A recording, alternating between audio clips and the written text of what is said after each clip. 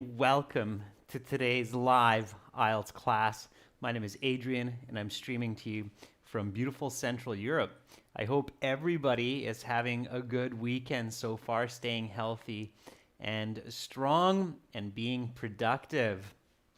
In this class, everyone, we are going to be looking at speaking part 2, and I will explain to you what you need to do to approach that perfect score, that band 9. Hi, Janil. Hi, Carolina. Welcome, members. This is a members chat class. Of course, everybody is welcome to watch. Hi, Rajveer. Hi, Birendra. Hassan. There we are. Many members joining in on the class. In order to become a member, just click the join button beside the subscribe button. If you don't see that, just send me an email to adrian@aehelp.com and I will definitely help you out. Again, everyone, these classes are presented to you by aehelp.com for academic English and IELTS success. Definitely visit us there. You can practice a lot of speaking there as well. For the general IELTS, visit us at gieltshelp.com. That's generalieltshelp.com. And you can really prepare lots to get those high band scores. The academic website looks like this with the blue background. You can click that big red button to join us there. And the general one looks like this with the green background, and you can click that big red button to join us for General IELTS. Okay, everyone, so today I have some brand new speaking questions for you, including a new cue card. And we will do speaking part 2 right now, and then speaking part 3 in the next class, which is coming up after a short break thereafter. So definitely hang out and practice your speaking. Remember, this is a speaking class, so make sure to speak and repeat. Okay, so speak and repeat what I say. I just got word back from one of our students who just did her speaking exam, and she said that the speaking she thought was fairly easy, so she didn't have trouble with the questions, but it was challenging to have the face mask on and a shield between the examiner and her. So the examiner had a British accent, had a mask on, and a shield in front of him, which made it somewhat challenging to kind of figure out what the examiner was asking at times.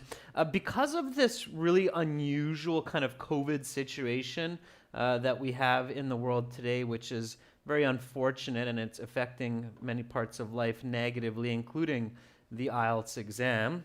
One of the important points, and this is a tip that I want to give you right away for all of you watching, okay, is don't be shy to ask for the question to be repeated.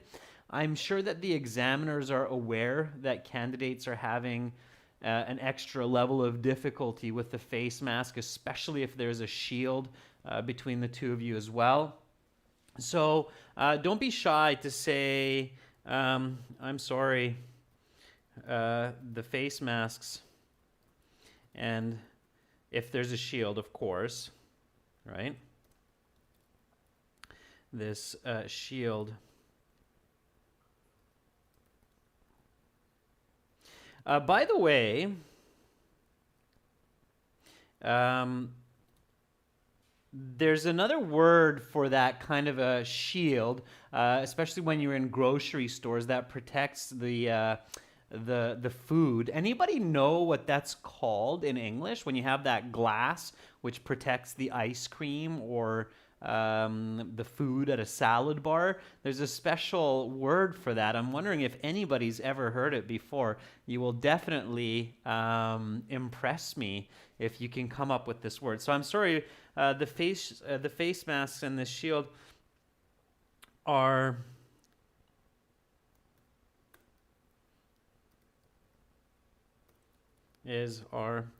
making it difficult for me to hear the questions. Would you mind repeating that last question? Okay, so you can say that. That's nice fluency. All right. Anybody? There's a special word for that. Not a buckler, Barendra. Nice try, though. It's called a sneeze guard. I wonder if it's one word. Yeah, sneeze guard. And look at that. It's accepted as one word. Sneeze guard. It's not a barrier, it's a sneeze guard. You know, sneezing, hachoo, and guard to protect, right? Sneeze guard. It's a sneeze guard.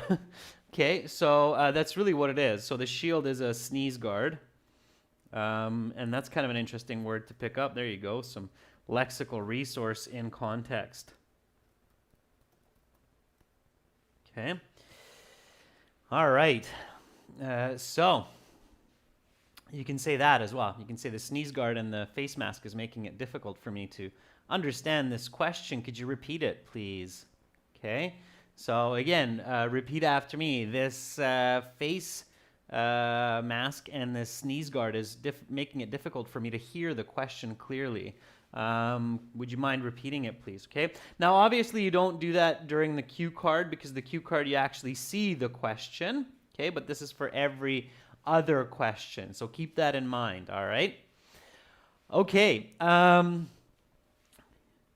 Let's do this. Members, just before we get into the cue card and we get into our nice Band 9 approach, I'm using a new type of stream setting right now for this class. So it's a brand new kind of back-end setting for the low latency live stream. So I'm wondering, because I know many of you are in different countries, in Kazakhstan, in India, in Argentina. So the question is, in Russia. So the question is, how is the stream right now? Is it usual? Is it worse? Is it better? Let me know, because I'm using a new type of variable frame rate with a variable size. So is it the usual? Is it different? Let me know how it is. Okay, it kind of looks better on my end, but let me know. Okay, so I'm getting a couple of sames. Barendra's giving me a little bit better. Russia's the same. Yeah, yesterday, Nikhil, that was a backup server, so don't compare it to yesterday. But thanks for that information. I appreciate it, David and Nikhil. That's good that you're letting me know it's better than yesterday's. This is a primary server as opposed to a backup server. Okay? All right. Okay, thanks, Hassan. All right, thanks. So usual is okay. It's definitely better than yesterday. That's important. All right, so it works. Okay, so let's get into today's cue card here. So you are in the IELTS speaking section, and the speaking is about a 12 to 15-minute interview. It's still done face-to-face, and it's more challenging because of the COVID. You're wearing face masks, and there's that shield as well. I'm not sure how they solved the cue card. I think they still might pass it to you, but I'll investigate that if somebody can share that. I think they're trying to avoid contact with the cue card as well, so they'll probably have that maybe on the table there for you, and they'll just instruct you to turn it over, right? Okay. All right. So you turn over the cue card, and of course, now you're very well practiced with the correct steps to do a good job in part 2 in the cue card. And then this is what you see on the cue card. Okay, so on the cue card it says, talk about an object that reminds you of a vacation. What is this object? When and where did you get it? Where do you keep it in your house, and why? What memories and feelings does this object bring back from your vacation? You will have 1 to 2 minutes to talk about this topic, and you will have 1 minute to prepare what you are going to say. Okay. Moni says maybe some gloves as well. Yeah, quite possibly. Okay. All right. Yeah, Carolina, I agree. That could be a good solution as well. Oh, interesting. Yeah, Bekjan, I know you did the exam recently, so have a look at what Bekjan's saying. Bekjan's saying they actually take the cue card and they hang it up on something, and they don't allow you to touch the cue card. So there you go, which again is making it a little bit trickier. Okay, because it's when you're dealing with questions on a card, it's nice to be able to touch it and look at it. So having it hang on something, it's, yeah, again, less than ideal, but that's, so I know, Bekjan, you did the exam not long ago, so there you go. Yeah, Janil says it was same for me. Okay. All right. So here is your cue card that's hanging on some little holder or hanger, and this is what you're reading. Okay. All right. Now, again, remember the first step is always to read that topic sentence twice carefully. Talk about an object that reminds you of a vacation. Okay, so an object that reminds you of a vacation. What words should come to mind when you read this sentence? An object that reminds you of a vacation. Now, they're not giving you the exact word because some people might not know it, but there is an exact word for this. So what's the word? What is an object that you get on a vacation that reminds you of a vacation? That word should immediately come to mind for those of you who have good lexical resource. Yeah, very good, Carolina. Very, very good. Nick Hill, nice job. Yeah, Hassan. There we go. Souvenir, right? We're talking about a souvenir here. Good. Fantastic. That should be coming to mind. Okay, souvenir. All right, and for those of you who didn't know, now you know. An object that you bring back home from a vacation is a souvenir.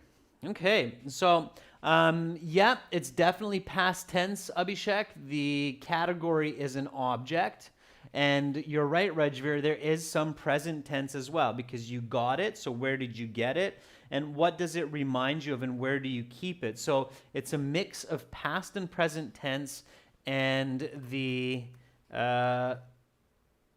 topic or the category is object. So category equals object, and the tense equals past and present.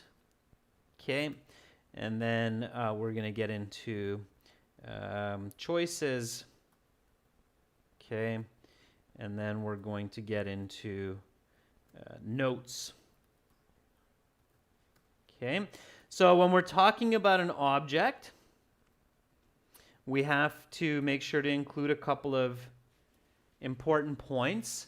Nav, Sandhu, thank you for joining. I saw that there was another member who joined just a few moments ago as well. Make sure to hop in on the chat and join everybody else. Okay, so welcome. All right. Abhishek says that when we talk about an object, we should describe its appearance. Yeah, so what does it look like? Of course, right? That's always a good idea. There you are, Nav. Jump right on in. Okay. So we talk about its appearance. That's right, Rajveer. We talk about its origin, meaning where did we get it? Sure. Okay. What else do we talk about? Yeah, Abhishek, it's functions. Okay, so what does it function as? Okay. And its significance. Now, notice that if you talk about the appearance, the origin, the function, the significance, you're basically answering these questions. What is this object? When and where did you get it? When and where did you get it? That's its origin, right? Where do you keep it in your house and why? What memories and feelings does it bring back? That's kind of its function. That's what the object does for you, okay? And what is this object, of course, would include some of its appearance. What does this object actually look like? So by answering these questions, most of the time, you're going to answer the questions on the card 80 to 90% when you answer these parts talking about an object, okay? So again, for your choices, and I always want to remind you of this, think easy and original, okay? That's the key. These words here, this advice is actually essential for you to get a higher band score in part two. You need to think of an original object, in this case, an original souvenir that helps to remind you of the actual event and or the place, and it should be original. Okay, so give me some ideas of objects that are original and that are easy to talk about, more or less. So Abhishek says a Taj Mahal small version ceramic material. Okay, so a small Taj Mahal statue, Abhishek, right?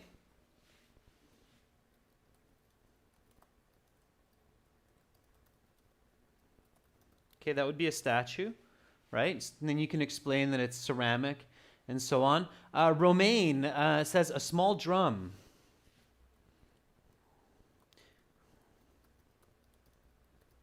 Small Aboriginal drum. Let's call it an Aboriginal drum. Okay.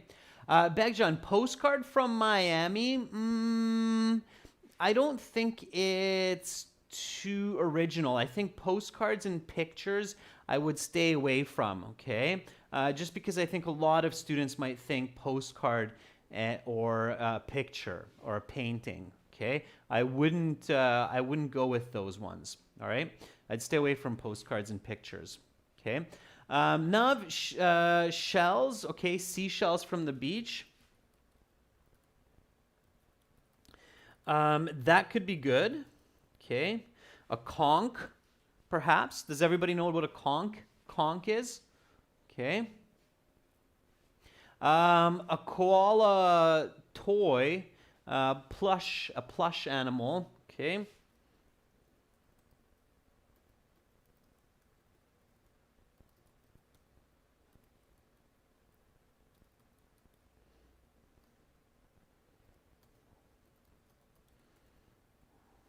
Or if you want to keep it simpler, okay, they're called stuffed animals.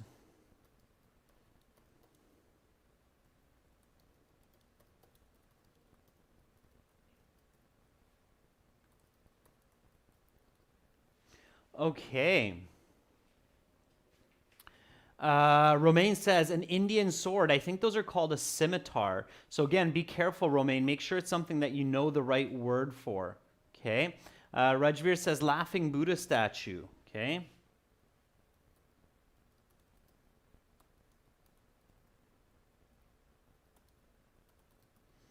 Okay. So now you're getting some good ideas. Carolina says Canadian flag with some Canadian friends' signatures. That's a good one, Carolina. If you want a really good one from Canada, I would go with a jar of maple syrup from Canada. All right. That would be a really good one, Carolina. A jar of maple syrup from Canada. Okay, that's one of the most popular kinds. Another one from Canada would be an Aboriginal mask or First Nations.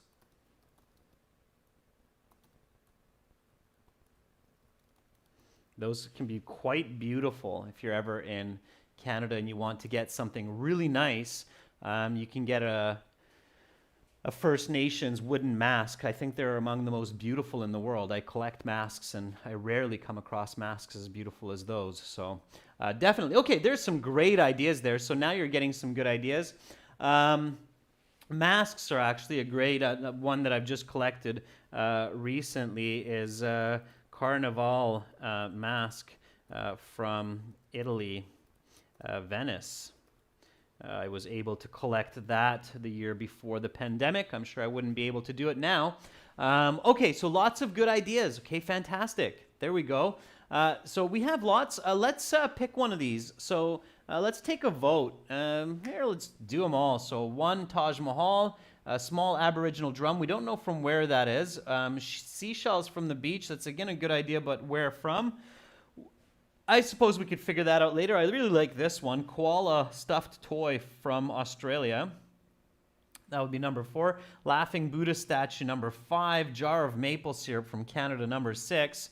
Let's go carnival mask from Italy, number 7. So there you got lots of choices. Hopefully we will have some consensus. Remember that word from yesterday? Agreement, some consensus. So Maksud says 4, Carolina says 6, Rajveer says 5, Ferdov says 4, Pavan 5, Bekjan 5. Laughing Buddha statue seems to have a popular vote. Interesting. Okay. All right. We can do it. Okay. We can do that one. Sure. Laughing Buddha.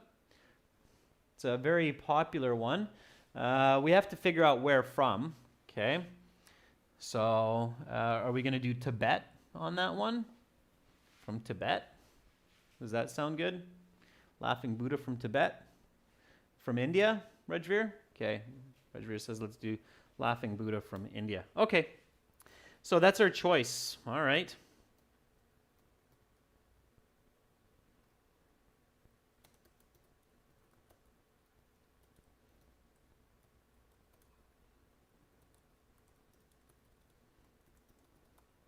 Laughing Buddha statue from India. All right, let's make some notes.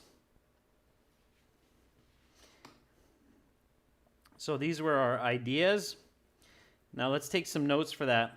Now, when you're taking notes, students, just a reminder, this is really important, okay? So notes, go in the order of 1, appearance,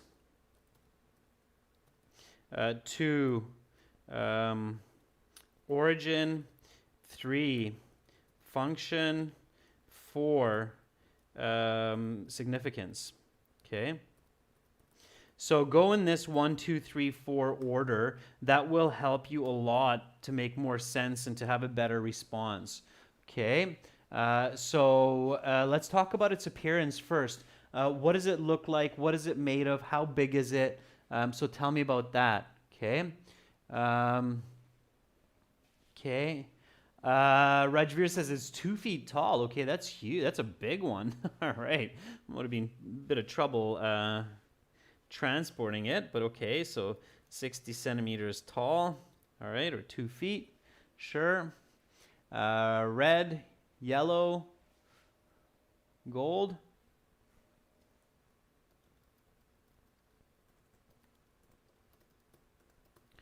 Okay, tell me more about it. What does it actually look like? Bekjan says made of iron. I think they're usually made of wood or ceramic, if I'm not mistaken. Okay, so sitting on coins made of ceramic. Okay. We wouldn't say made of ceramic. We would just say it's ceramic. Okay. All right. And what does it look like? Ball. Yeah, there you go. So folding hands. The hands are very important with Buddha statues. I know that they all mean different, or they have different symbolisms the way that the hands are. So folding hands, bald with big smile and a big belly. Sure. Okay. Sitting cross-legged. Okay. All right. Now, you probably wouldn't write all of this down because some of this you would easily remember, like big smile, big belly. The sitting cross-legged, you would probably write down. Okay. All right, so that's good so far. Remember, you only have 1 minute, so you have to be quick. You have to choose what you write down carefully. Okay. All right, so now its origin. So this is what its appearance is, okay? And you might do a note form like this on your notes so that you can kind of track where you are when you're giving your speech. And when you use your notes, you can clearly see that, okay, this is the appearance. If you miss something, you can go back and grab that element. For its origin, you might do a little O with a colon. And then you'll know that, okay, those notes are about the origin, okay?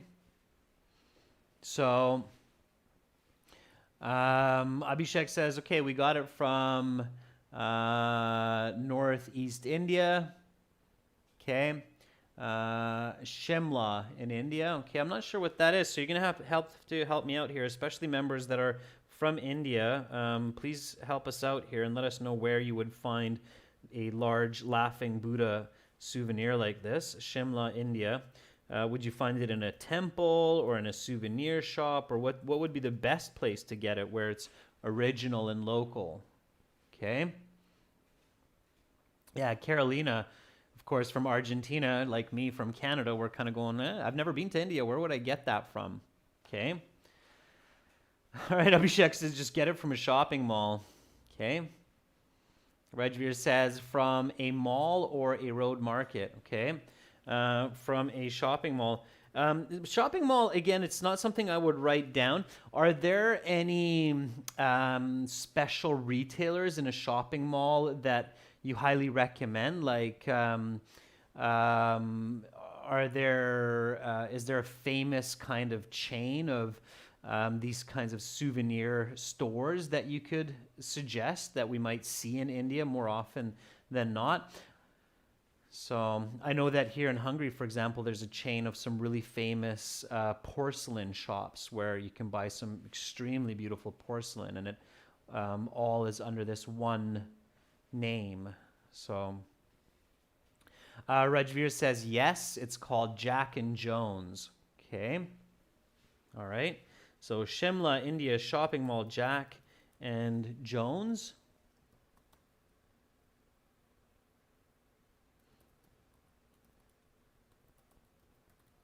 Okay, trusted retailers, sure. So that's it. Now, when Abhishek says Mahatma Gandhi Heritage Shop, okay, so there we go. That's the kind of specific idea that we're looking for, Abhishek and Rajveer. Now the origin is not just the location; it's the time as well, right? So when did we get it?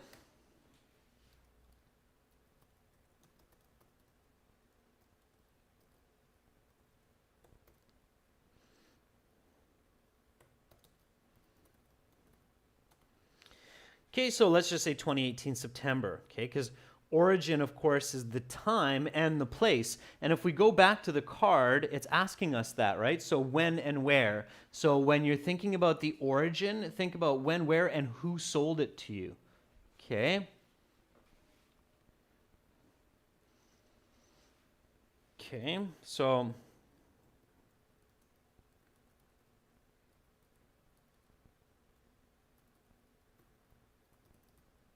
I'm going to use Abhishek for this. So Abhishek was the store clerk who helped me pick out this souvenir, explained a lot about it, and was a really friendly person. So we got Abhishek there, okay? All right, Abhishek, so you're entering the game here. All right, so that's the origin. So origin, now it's function. What is it used for? So obviously it's an object that will remind me of my trip. I see that, Abhishek. Thank you. Got it. Obviously, it's an object of nostalgia. So for memories, you're going to remember that. But what else? So why else would you have? Okay, so Bekjan says it's believed to bring good fortune.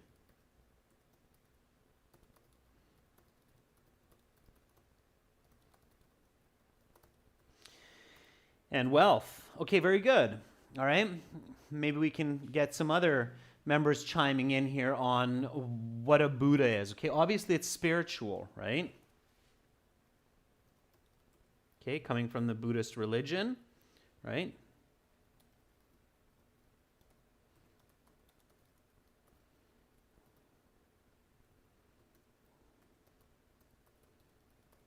So, keeping in mind the goal of happiness and enlightenment. Okay, Moni says bring harmony. Okay. And this is where you would want to probably include on where you keep it in the house, right? So if we think about feng shui and we think about organizing the house, where would it be a good idea to put this beautiful big ceramic Buddha in the house? Okay, so Abhishek says also peace. peacefulness. Okay. So Carolina says, in the living room. Abhishek says, in the drawing room. Okay.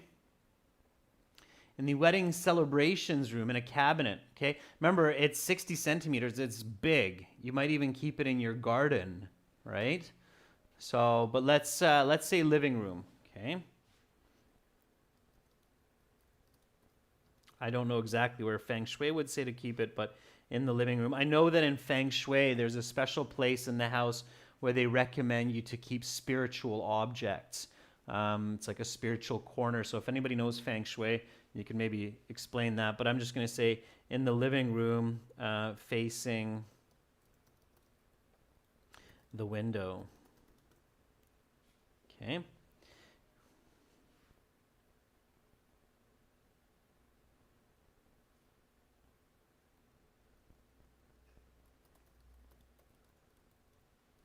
Against the wall facing the window. Okay, so obviously you want some light to go on it. You want it to be a centerpiece. Okay, all right. Okay, and now it's significance for you. So a couple of notes on that. Again, remember, you only have 1 minute. So here I'm putting down detailed notes for us so we can build out our nice response, but you would be very selective on what you would actually write in that 1 minute here. So what's the significance? Why do we have this large ceramic Buddha statue? Okay, obviously it's a memory of our trip to India, but what else would it help to remind us of? So what kinds of adventures might we have had in India that would be a memory brought back by looking at this sitting Buddha? So what do you think? One that comes to mind for me would be, okay, so Hassan says the first time visiting the Asian subcontinent, yeah. Okay, so Carolina, good. So Carolina says the culture, okay. The culture of India. Spirituality. Okay. The temples. I'm sure there are lots of temples in India. So maybe you visited some of those temples in India. Okay. All of the bargaining experience. That's right, Janiel. Why not? We probably bargained. Okay. Good. Okay. The friends that I met. Sure, Rajveer, that's good. Yeah. Happy people and friends. Okay. Camera seems to agree. It's taking a wink. There's my little happy Buddha, my daughter. She looks like a little Buddha. Happy little Buddha, bald. All right. So she agrees with all of what we're saying. He's a happy little Buddha. All right. So, yeah, the culture of India, the spirituality, the happy and friendly people that you met in India. Sure. Okay. That makes a lot of sense. Absolutely. Okay, we're rolling along beautifully. This is some nice visualization, and this is what you're training yourself for in your communication leading up to the IELTS. Absolutely. Okay. All right. So, first sentence.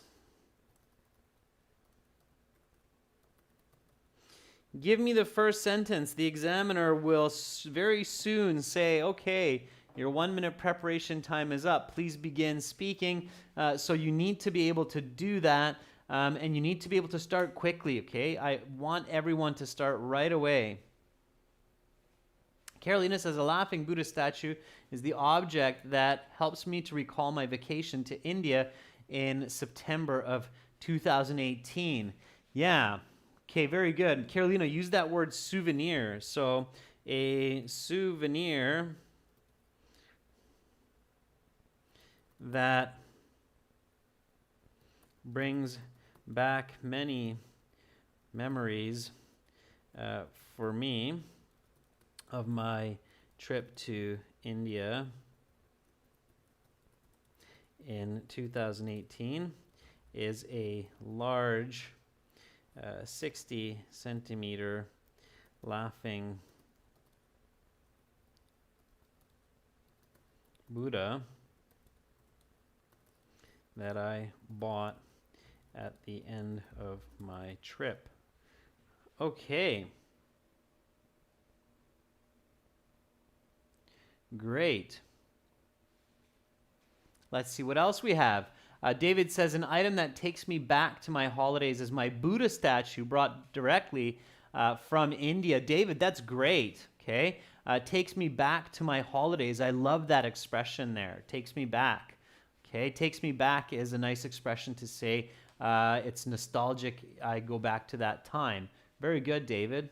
Bekjan says, one of the many souvenirs that reminds me of a vacation to Punjabi, India in September last year is a laughing statue of Buddha. Very good, Bekjan. I like it. Nice grammar, nice fluency.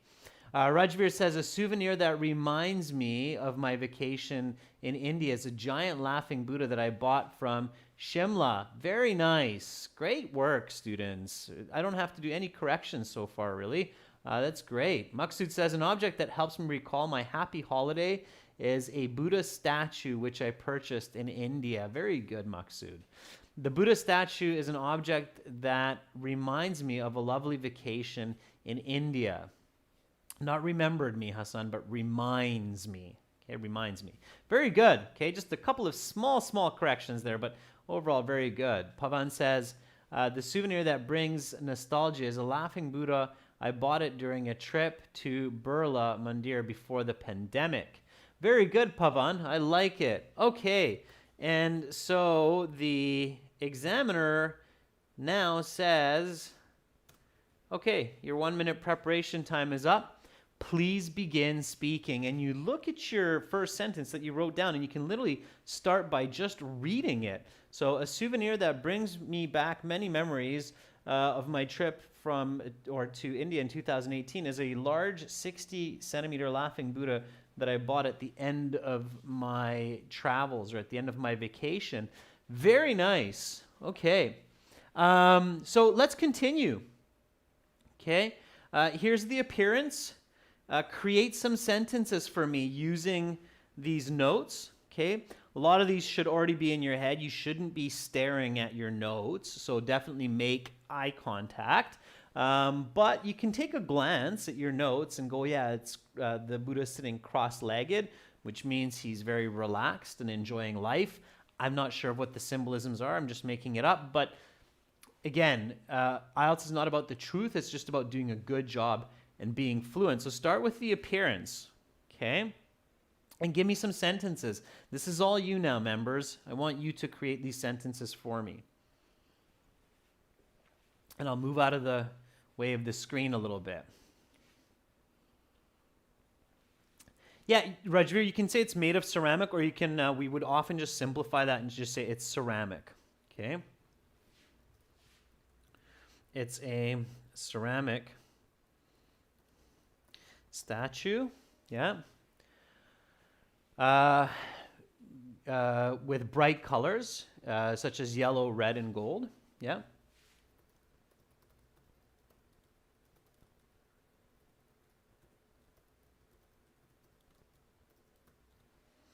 Okay. Hassan says it's 60 centimeters in length, 10 centimeters in width, made from dark blue granite. He has, you can say he has a big smile and a huge belly. Yeah, good.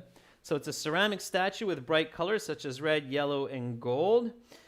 He has an ear-to-ear smile and a very large belly. Okay. Good. And he's sitting cross-legged on top of coins. Yeah, okay.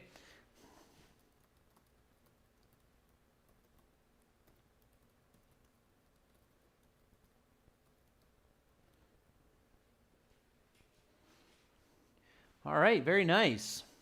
Okay, good. So there we have our description of it. Okay.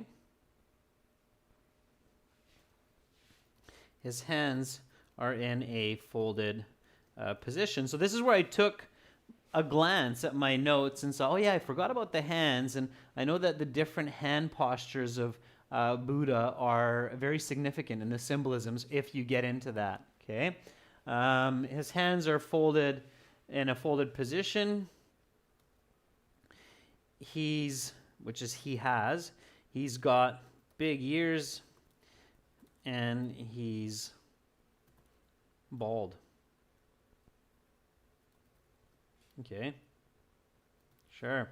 Okay, that's enough of that description. That will be very impressive for the examiner if you get that out. And now you are going into the origin. So where did you get it from? Okay. So give me the sentences for the origin here. Okay. Try to remember what we said for the origin. Okay, everybody should have kind of the same sentences, and then I'll show you the notes. So now we're practicing, okay, what's in my head? Where did I get it from? Once I get all that information out, then I can look at my notes and go, oh yeah, I can add this sentence to it. So what's the origin? Where did I get it from? And when did I get it, right? So where and when is this statue from? Okay, give me those sentences. Nice and fast. Let's work on fluency here of your speaking and your typing into the text. Okay, so Hassan says in 2019, let's not say that, Hassan, because we already said 2018. I had bought this statue from the famous Jack and Jones souvenir market in India near the Taj Mahal. Okay. Rajveer says I had purchased it from Jack and Jones, which is one of the famous suppliers of Buddha statues in India. Okay, so I had purchased. Yeah, always work hard to give new information. So we already said that it's from India. We already said it's 2018. So we want to be more specific. So I had purchased the statue around the end of September, in the last couple days of my vacation, from the famous Jack and Jones. They're getting lots of advertising here. Jack chain. Okay, good. All right. They are famous suppliers of authentic Buddha statues.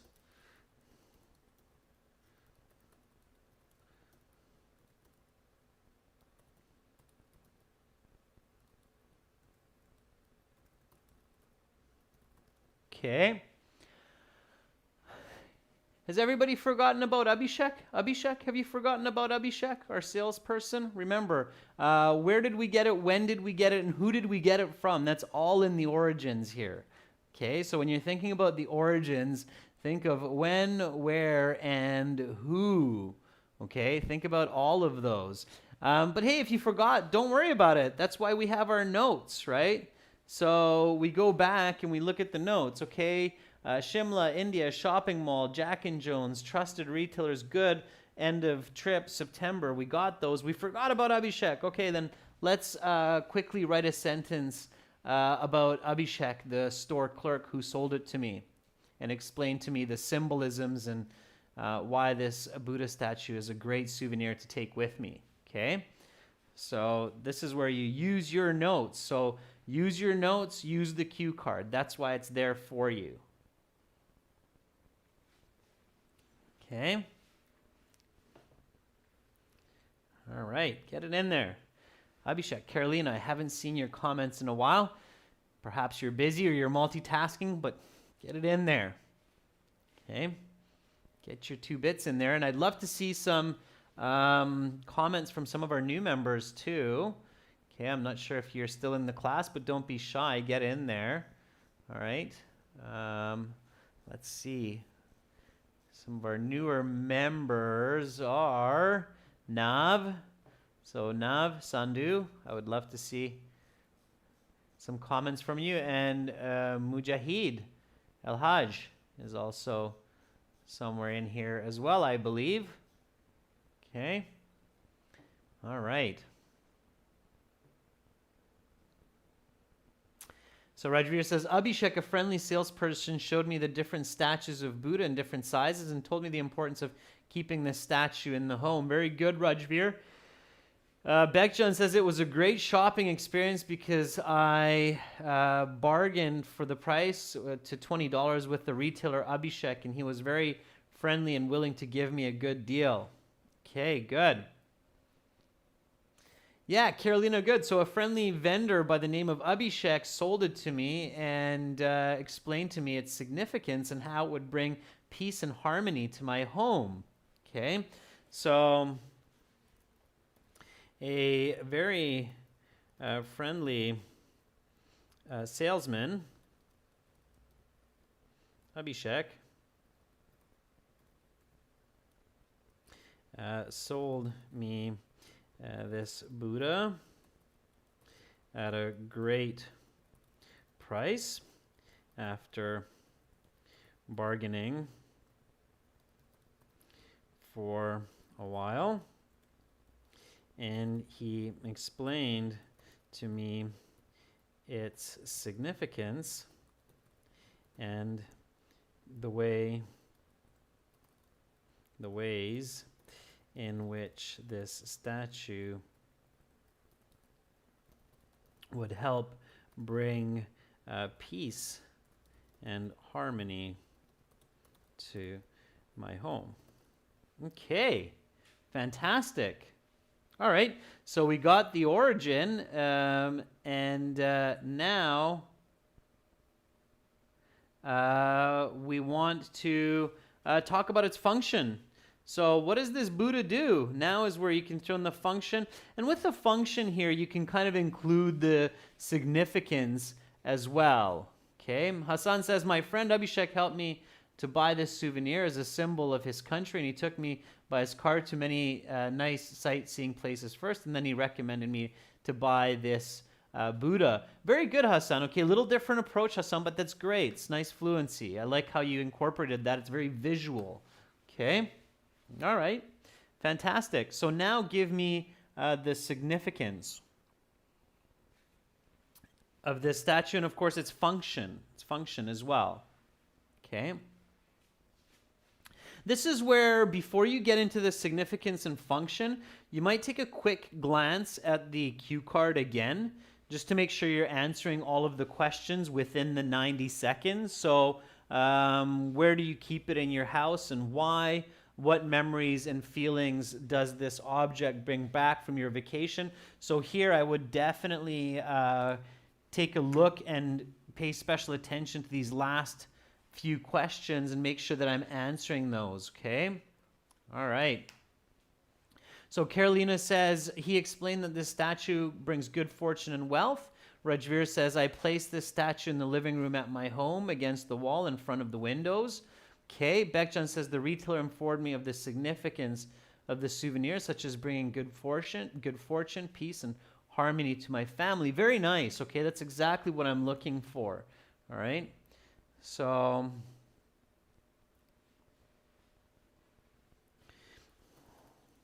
after returning home, I found a special place for the statue in my living room against the wall facing the windows, where family and guests could easily see it, and it would also get lots of sunlight. Okay, very nice. Okay, and then its function. So this Buddha is believed to bring good fortune. And since I'm a business owner, I thought it might just help me in my company's financial success. Okay, sure. So connect it to yourself, right? Be visual, okay?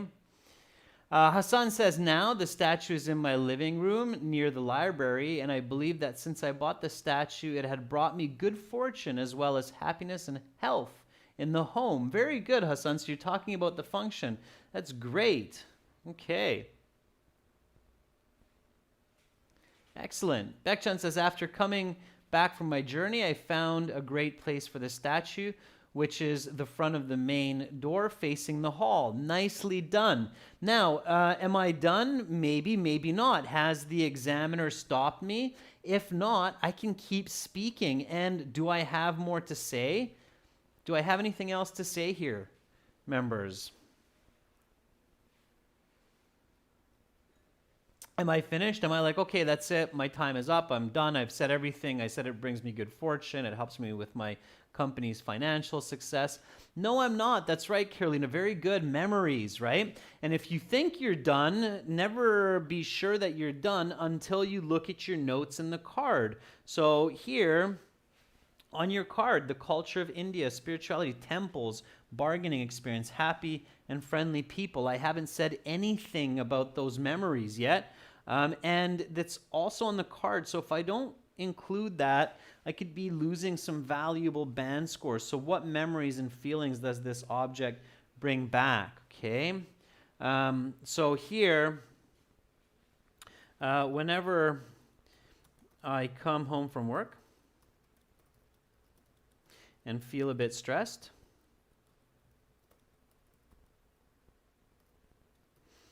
after seeing the Buddha,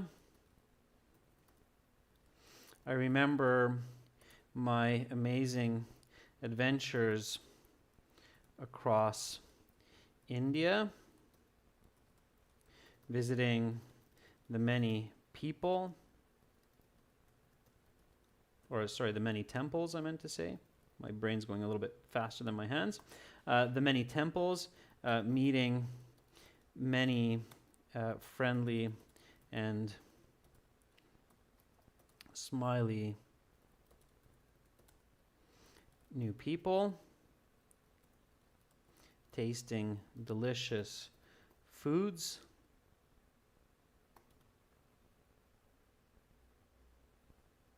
and absorbing the local culture. Okay.